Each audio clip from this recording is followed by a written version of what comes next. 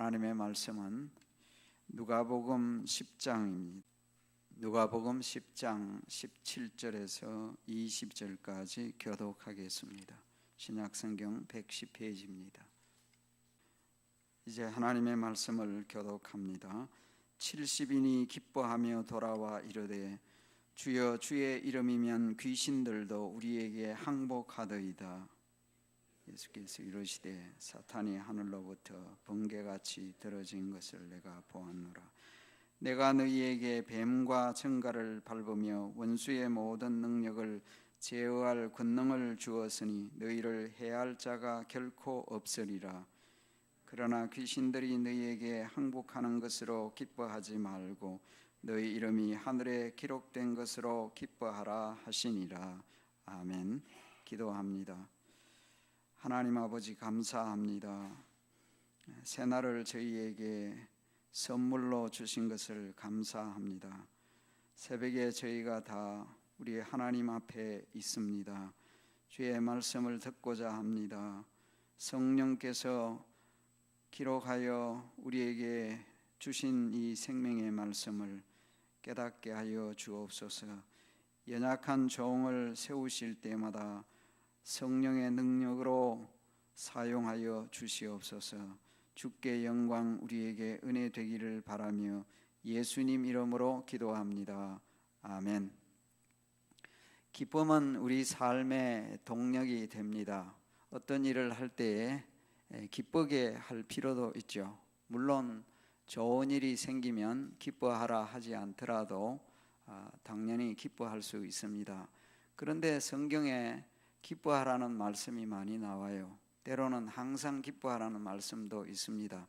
그것은 겉으로 보기에는 기뻐할 만한 상황이 아닐지라도 기뻐하라는 것이고, 또한 기뻐해야 할 진정한 이유가 무엇인지를 잘 모를 때, 깨닫지 못했을 때 기쁨의 이유를 잘 발견하고 기뻐하라는 말씀일 것입니다. 오늘 본문 말씀에 보면 예수님께서 파송하신 70명의 전도대원이 사역을 마치고 돌아오면서 크게 기뻐하고 또 예수님께 사역 보고하는 내용이 있죠. 기뻐했다는 말이 있습니다. 그리고 또 예수님께서 또 20절 말씀에 이 일로 인하여 기뻐하라, 이렇게 기뻐하라는 말씀이 나옵니다.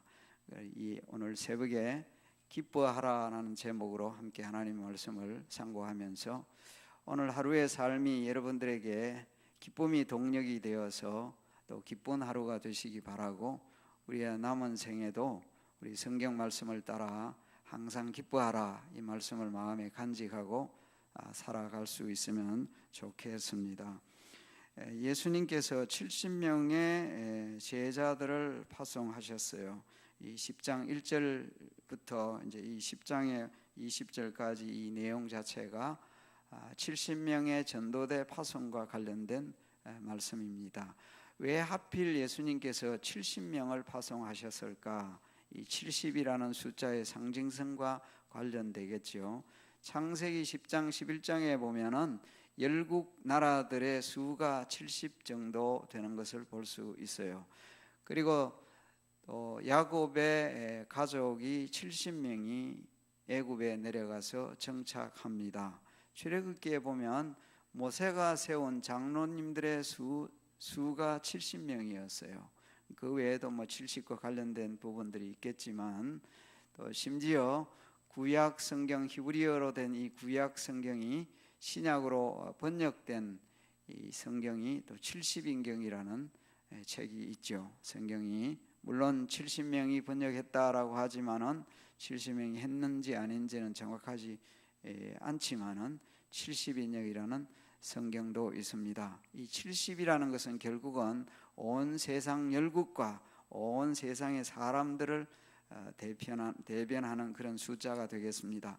그런 면에서 예수님께서 이 사람들을 둘씩 파송하시면서 복음 전하신 것은 상징적으로 온 세상에 복음이 전해져야 한다는 의미를 담고 있었겠지요.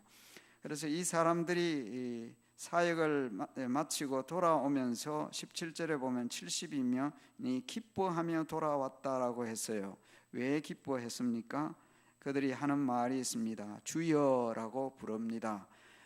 이 누가복음에서 또 주여, 또 사도행전에서 주여라고 하는 주라는 의미는 매우 뜻이 깊은 단어이지요. 카이자, 시즈가 주가 아니라 자신들의 생명과 재산과 모든 것을 지키고 보호하는 주가 아니라 예수님이 주님이십니다. 주여. 그런데 주의 이름이면 귀신들도 우리에게 항복하더이다. 귀신들이 자기들에게 항복하는 사실에 놀랐던 것입니다. 왜 그랬을까요? 이 9장 앞의 내용을 보면 예수님께서 3명의 제자들을 데리고 기도하시러 어느 산에 올라가셨죠. 변영산에서 기도하고 내려오셨는데 9명의 제자들이 그 산 아래에 있었죠. 그런데 귀신 들린 그 사람의 자녀가 귀신 들려 있는데 그 귀신을 쫓아내지 못하고 우왕좌왕하고 있는 장면이 이 앞에 9장에 있었습니다. 예수님의 9명의 제자들로 보이는데 이 제자들은 이 귀신을 쫓아내지 못했고 귀신이 그들에게 항복하지 않은 상황이 앞에 있단 말이에요. 그런데 이 70명의 제자들이 나가서 사역을 했을 때는 귀신들이 그들에게 항복했다는 사실이 굉장히 놀랐고 또 그들에게 큰 기쁨을 안겨주었던 듯합니다. 주의 이름이면 귀신들도 우리에게 항복하더이다. 주의 이름으로 귀신에게 명한즉 귀신이 쫓겨나가게 되었다는 것이겠죠. 주의 이름, 누가복음과 사도행전에서 강조되는 큰 주제가 주의 이름입니다. 구원을 얻는 이름이 주의 이름이에요. 사도행전에 보면 구원 얻을 이름은 오직 주의 예수의 이름밖에는 없습니다. 주님의 이름으로 구원을 얻고 주님의 이름으로 병이 고쳐지고 그런 역사가 일어났잖아요. 베드로와 요한도 날 때부터 걷지 못하는 장애인을 향하여 말할 때에 금과 은은 내게 없지만은 주 예수의 이름으로 내가 명한다. 이렇게 예수님의 이름으로 병이 고쳐졌다는 것을 이후에도 설교합니다. 예수님의 이름으로 귀신이 쫓겨나고 예수님의 이름으로 병이 고쳐지고 귀신이 쫓겨나고 그리고 구원을 얻게 된다는 사실입니다. 오늘도 우리는 주님의 이름으로 이 자리에 있습니다. 주님의 이름을 높이기 위해 이 자리에 있습니다. 주님의 이름을 부르기 위해서 주님의 이름으로 기도하기 위하여 오늘도 여러분이 주님의 이름으로 기도할 때에 주님이 응답하시는 하나님이 응답하시는 그런 기적을 경험하게 되기를 간절히 기원합니다. 오늘도 주님의 이름으로 승리하는 하루의 삶이 되세요. 주의 이름으로 우리에게 항복하더이다 했더니 예수님께서 18절 말씀에 말씀하시기를 사탄이 하늘로부터 번개같이 떨어지는 것을 내가 보았노라. 예수님이 보신 것이 환상이었는지 실제였는지는 모르지만 주님은 말씀하시기를 사탄이 번개처럼 빠르게 하늘로부터 떨어지는 것을 보았다. 이렇게 말씀하셨어요. 이것이 과거 사건인지 현재 사건인지 미래 사건인지에 대한 것은 분명치 않지만은 예수님이 이 세상에 사람으로 오셔서 사역을 하신 그리고 십자가 사건 이 자체가 사탄을 패배시키는 사건이었죠. 특별히 예수님의 십자가 부활 사건은 십자가 사건은 사탄을 패배시키는 사건입니다. 사탄은 어떤 존재입니까? 공중의 권세 잡은 자라고도 했고 이 세상의 신이라고도 했고 심지어 히브리서 2장 말씀에 보면 사망의 권세를 잡은 자라고까지 했습니다. 생명을 주관하시는 이가 하나님이시지만은 그래도 사탄에게 그 권세를 사용할 수 있게 허락하셨다는 면에서 사탄이 사망의 권세를 가지고 있기에 사람들이 이 죽음을 두려워한다. 그러다가 보니까 사탄까지 두려워하는 상황이 된 것이죠. 하지만 사탄의 권세가 예수님의 십자가 사건을 통해서 다 끊기게 되는데 요한계시록 12장에 보면 사도 요한이 본 환상 가운데 보면 사탄이 그의 사자들 상징적으로 구약 성경하고 같이 연결해 보면 하나님이 만드신 이 천사들 가운데 이 학자들의 그 해석 가운데는 특별히 찬양을 맡았던 이 천사가 아니었나 이렇게 생각을 해요. 이 찬양을 맡았던 이 천사들 중에 천사장 하나가 타락을 하면서 그를 따라 3분의 1 정도의 이 천사들이 타락하여 이 여기서 말하는 귀신들로 이후에 계속해서 활동하고 있다. 오래된 이 역사이죠. 창세 이후로 이런 일이 계속되어 온 것인데 사탄과 그의 사자들이 이 귀신들이 계속해서 활동을 하는 것입니다. 이 귀신들은 수가 느는 것도 아니고 주는 것도 아니에요. 주님이 오실 때까지 그 수는 그대로, 귀신의 수는 그대로 있는 것이죠. 그런데 요한계시록 12장의 환상 가운데, 사도 요한의 환상 가운데 보면 사탄과 그의 사자들이 하늘로부터 땅으로 쫓겨납니다. 그 사건은 사실은 예수님의 십자가 사건에 대한 기록이라고 할 수 있습니다. 미래 사건이라기보다 사도 요한이 보았을 때 그 환상은 예수님의 십자가 사건을 통해서 사탄이 패배하는 그런 내용이라고 할 수가 있겠습니다. 이 귀신들의 대장이 패배하게 되니까 당연히 그 졸개들도 힘을 잃을 수밖에 없는 것이죠. 그러니까 하신 말씀이 하늘로부터 번개같이 떨어지는 것을 내가 보았기에 졸개들도 힘이 없을 수밖에 없고, 특별히 19절 말씀에 주님이 하신 말씀이 내가 너희에게 뱀과 정갈을 밟으며, 뱀과 정갈은 실제적인 면을 두고 하는 말일 수도 있겠지만은 원수 세력을 가리키는 상징적인 말이 될 수도 있습니다. 뭐 뱀, 정갈이 그 당시 사람들이 해할 수도 있었겠지만 말입니다. 이어 나오는 말이 보면 원수의 모든 능력, 이 원수는 마귀를 두고 하는 말입니다. 사탄을 두고 하는 말입니다. 사탄의 모든 능력을 제어할 권능을 주었기에 너희를 해칠 자가 결코 없으리라 말씀하신 거예요. 주님의 이름 앞에서 원수의 세력이 다 무너지게 되는 것이죠. 이 귀신이 쫓겨나는 일이 기쁨이 되었는데요. 제가 지금도 기억해 보면 제 대학생 때 어느 전도사님 한 분이 이 지역에 가서 사역을 하시고 주말에 돌아오셔서 지금도 기억이 생생해요. 그분이 여기 나오는 이 70인의 이 전도단 같은 그런 얼굴로 저에게 하는 말이, 이 주말에 가서 사역을 할 때 축사 사역, 이 축사라는 말은 어디 결혼식에 가나 어느 좋은 일에 가서 축복하는 말이라는 말이 아니고 귀신을 쫓아낸다, 쫓는다 하고 축사 이런 단어를 쓰죠. 가서 이제 그 몇 차례 귀신을 쫓아내는 일을 하셨어요, 이분이. 그런데 이제 어떤 경우에는 시간이 꽤 많이 걸리고 어떤 경우에는 쉽지 않고, 그래서 그것이 너무 좋아서 일부러 찾아다닌다는 거예요. 그래서 정말 이게 예수님의 이름이 능력이 대단하다, 그런 얘기를 여러 차례 하시는 것을 제가 지금도 기억이 나요. 수십 년이 지났는데도 그 기억이 납니다. 왜냐하면 주님의 이름의 능력이 위대하다는 것을 체험했기 때문에 일부러 그런 일이 있으면 찾아다니는 거예요. 가서 기도하고 뭐 십수 시간까지 기도하면서 그렇게 했다는 거예요. 이렇게 이런 귀한 일에 대하여서 우리 주님이 하신 말씀을 20절에서 우리가 잠시 한번 보십시다. 보면 주님이 이런 말씀을 하셨어요. 그러나 귀신들이 너희에게 항복하는 것으로 기뻐하지 말고 너희 이름이 하늘에 기록된 것으로 기뻐하라 말씀하셨어요. 여기 말을 귀신들이 너희에게 항복하는 것에 대해서 절대 기뻐하면 안 된다 이렇게 볼 수 있는 부분은 아니죠. 그것은 기뻐해서는 안 돼 이런 얘기가 아니고, 그것도 기뻐할 수 있는 일이지만 이렇게 이해해야 되는 게 맞겠죠. 그것은 기뻐할 만한 일이잖아요. 귀신들이 그들에게 항복하는 것은 기뻐할 만한 일입니다. 그러나 정말 정작 본질적으로 기뻐해야 할 일이 있다. 무엇입니까? 너희 이름이 하늘에 기록된 것으로 기뻐하라 말씀하셨어요. 그들의 이름이 하늘에 기록되어 있다고 아예 말씀하셨어요. 이미 기록되어 있다고 말씀하신 거예요. 너희들의 이름이 하늘에 기록되어 있으니까 그것을 기뻐하라 말씀하신 거예요.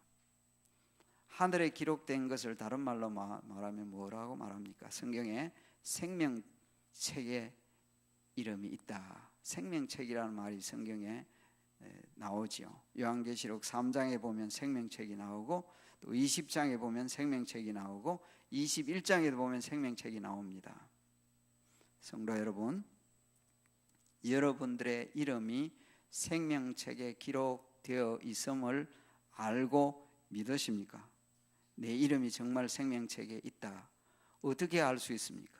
내 이름이 생명책에 있다는 걸 어떻게 아세요? 주님께서는 그들에게 너희들의 이름이 생명책에 기록되어 있다는 걸 전제하시고 그것을 기뻐하라 하셨는데, 우리 이름이 어떻게 생명책에 기록되어 있다는 것을 안단 말입니까? 그게 복음의 본질이에요. 복음의 본질과 관계된다는 거죠. 예수님의 이름으로 구원을 받잖아요. 예수님의 이름을 믿음으로 말미암아. 이게 복음이잖아요. 복음이라는 것은 복된 소식인 동시에 기쁨의 소식이죠. 그래서 복음이 가는 곳마다, 복음을 받은 사람들마다 정말 기뻐하게 되어 있는 것이죠. 예수님이 탄생하셨을 때 누가복음 2장에 보면요, 무서워하는 목자들에게 천사가 나타나서 한 말이 있죠. 무서워하지 말라. 너희에게 줄 온 세상에 미칠 큰 기쁨의 좋은 소식을 너희에게 전한다. 오늘날 다윗의 동네에 너희를 위하여 구주가 나셨으니 곧 그리스도 주 예수 그리스도시니라 말씀을 하셨잖아요. 그리고 이 복음이 증거되는 곳마다 기쁨이 있었습니다. 그래서 사도행전에 나오는 내용들 쭉 보면요, 복음이 확산되면서 곳곳에서 기쁨이 있었던 것이죠. 구원의 역사가 있는 곳에 기쁨이 있는 것인데, 그 이름이 생명책에 있다는 것, 이것은 단순히 구원받았다는 이런 정도가 아니라 우리가 하나님과의 관계 속에서 하나님의 자녀가 되어 있다는 것, 하나님의 사랑을 받고 있다는 것, 이거는 일시적인 기쁨이 아니고 영원한 기쁨입니다. 사탄이 한번 와서 항복하는 것과는 비교할 수 없는 거예요. 저와 여러분의 이름이 예수님의 이름을 믿음으로, 예수님을 믿음으로 말미암아 영생을 얻고 구원을 얻었다는 것, 이름이 있다는 사실, 이것은 세상이 빼앗을 수 없는 영원한 기쁨입니다. 구원의 기쁨이 상실되지 않기를 바랍니다. 구원의 즐거움이 항상 여러분의 삶의 동력이 되기를 바랍니다. 힘들고 어렵더라도 나는 하나님의 백성으로 구원받은 자이다. 세상이 나를 어떻게 할 수가 없다. 내가 비록 힘들고 어렵지만은 주님이 나와 함께 하신다. 하나님은 나의 아버지시다. 관계성을 두고 하는 얘기거든요. 이것이 기쁨의 본질이고요. 이 기쁨으로 우리는 세상을 살아가는 것이죠. 오늘 이 내용을 조금 이 기뻐하는 내용하고 좀 생각을 해보면 이렇게 생각을 할 수가 있겠습니다. 우리가요, 기쁨이 있고 없고는 이 많은 경우에 이 상황에 따라 달라질 수 있어요. 제 주변에도 그렇고 또 듣는 바들로는요, 이 개척교회 하는 목사님들이 계시잖아요. 저희들은 새벽기도도 이렇게도 어느 정도 오시잖아요. 뭐 수년 동안 10년 가까이도 10명도 채 안 되는 교인들과 실험하면서 목회하는 목사님들, 그분들의 그 동일한 심정이 어떤가 하면 이렇대요. 무기력입니다. 그리고 또는 의욕이 없어요. 힘이 없어요. 용기가 없어요. 그야말로 기쁨이 없는 거예요. 똑같이 이렇게 평생을 내가 이렇게 목회를 해야 되나, 이런 생각을 많이 하게 된다는 거예요. 왜 그렇습니까? 보이는 현상이 사역의 업적이 안 나타나니까, 사역의 열매가 보이지 않는 것 같으니까, 능력이 전혀 없는 것 같으니까 힘이 드는 거예요. 우리 삶도 그럴 수 있습니다. 우리는 이걸 보면서 이 기뻐하는 것에 대하여, 이들이 기뻐한 것은 그들에게 뭔가 권세가 있다는 사실이 기쁨이 되었을지도 몰라요. 우리에게도 뭔가 이런 권세가 있구나. 주님이 권세 주셨다 하니까 그렇지만 내가 가진 것이 뭐가 있구나, 권세가 있구나. 우리가 이 말씀을 생각하면 내게 권세가 있고 없고, 이것이 기쁨이 이 원인이 되어서는 안 된다는 거예요. 그러면 그게 사라지고 나면 어때요? 기쁨도 사라지잖아요. 내가 뭔가 힘이 있는 것 같을 때는 내가 힘이 있으니까 기뻐할 만하구나 하는데 힘이 사라졌단 말이에요. 그러면 기쁨도 사라지게 되는 것이거든요. 그러니까 권세가 있거나 힘이 있거나 이것이 기쁨의 원인이 되어서는 안 된다는 거예요. 뿐만 아니라 사역의 업적 말씀드린 바와 같이 내가 한 것에 대하여 눈에 보이는 열매가 보이지 않더라도 주님으로 인하여 정작 기뻐할 수 있어야 되겠습니다. 업적이 성취가 보이지 않더라도 여러분의 삶 속에도 열심히 뭔가 노력하는데 보이지 않으면요 힘이 빠지잖아요. 하지만 그것이 여러분의 진정한 기쁨을 앗아가지 않기를 바랍니다. 때로는 우리가 기적도 경험할 수 있어요. 영적인 체험도 할 수 있습니다. 신령한 은혜를 그냥 경험할 수도 있습니다. 그러나 그것이 계속 되는 것은 아닙니다. 우리 신앙생활 가운데도 보면요, 잘못되면 이 부흥의 신앙과 기도원 신앙이 있을 수 있습니다. 어떤 사람은 계속 기도원에 올라갈 때는 은혜가 되는데 내려오면 은혜가 없어요. 부흥회를 계속 할 때는 은혜가 되는데 부흥회 안 하면 기쁨도 은혜도 없어요. 그러니까 계속해서 부흥회 쫓아다니고 기도원도 올라가고, 이건 정상적인 신앙생활이 아닙니다. 특별한 영적 체험을 할 수가 있습니다. 기적을 체험할 수도 있어요. 여기서 나오는 대로 귀신이 쫓겨나가고요, 하나님의 놀라운 역사들이 경험될 수 있습니다. 그러나 그런 것이 없을 때에는 또 기쁨이 사라지는 그런 것은 옳지 않다라는 것이죠. 성도 여러분, 우리는 하나님의 은혜로 놀라운 것을 경험할 수 있지만 그것이 기쁨의 본질과 원인이 아니고 이유가 아니고 내가 하나님의 영원한 자녀이다, 하나님의 사랑을 받는 사람이다, 내 이름은 지워지지 않는 생명책에 있는 사람이 아닌가, 세상이 나를 어떻게 할 수 없다, 환경이 어떻든지 가진 것이 어떻든지 내가 하는 노력에 뭔가 열매가 있든지 없든지. 여러분 생각해 보세요. 마태복음 7장 22절 23절 말씀에 예수님이 이런 말씀도 하셨어요. 어떤 사람들이 예수님께 나와가 종말에 주여 우리가 주님의 이름으로요 선지자 노릇도 하고 주님의 이름으로 귀신도 쫓아냈습니다. 근데 주님이 놀라운 말씀을 하셨어요. 내가 너희를 도무지 알지 못한다.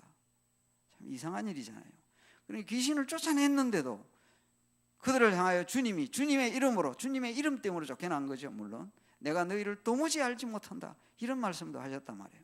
그러니까 능력이 있고 귀신을 쫓아냈다고 해서 그것이 구원을 보장하는 것도 아니에요.